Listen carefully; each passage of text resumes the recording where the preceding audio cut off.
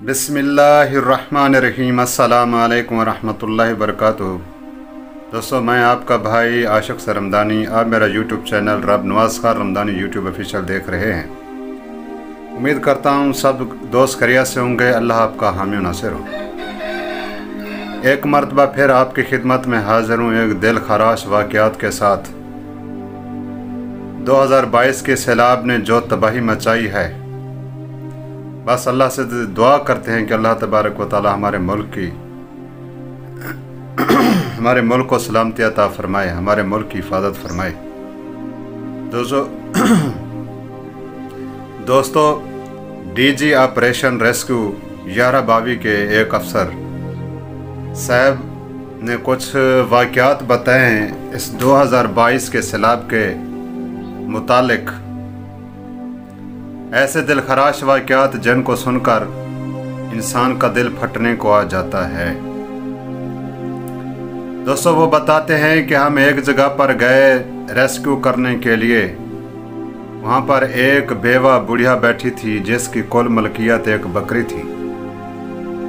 हमने उसकी बकरी को और बेवा को कश्ती में बिठाया, वापसी आ रहे थे तो रास्ते में बकरी पानी से डरी और उसने छलांग लगा दी पानी के अंदर।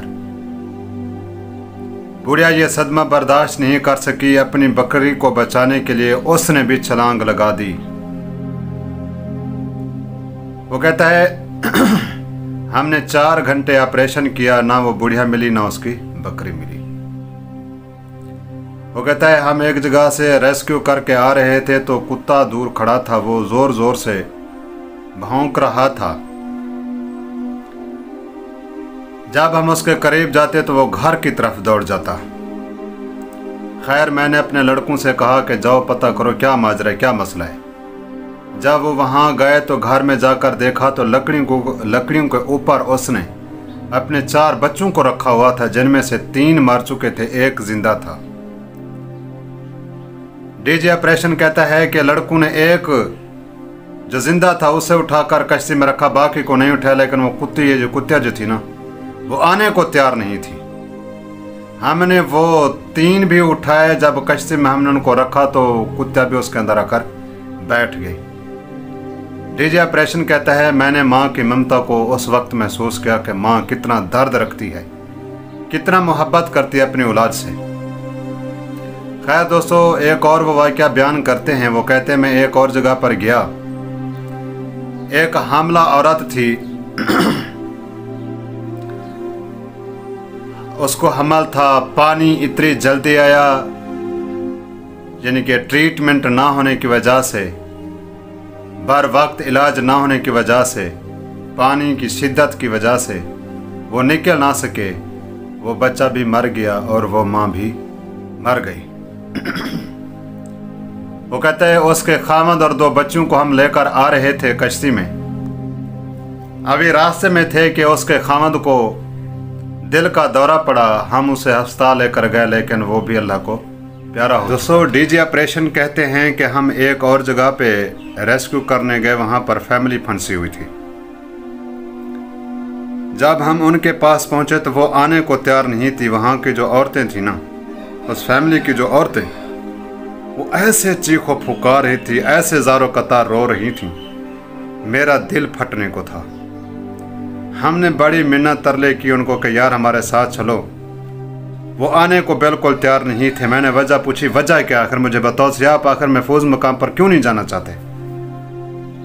जो वो औरतें रो रही थी उन्होंने कहा कि हमारे 2 बच्चे हैं जो ना पानी बहा कर ले गया है। वो ऐसे रो रही थी। मैं डीजी ऑपरेशन कहता है कि आज भी वो उनकी चीखो पुकार मेरे कानों के अंदर गूंजती है। खैर, हमने उनको कश्ती में बिठाया, किसी न किसी तरह से हम उनको महफूज मकाम पर पहुंचाया।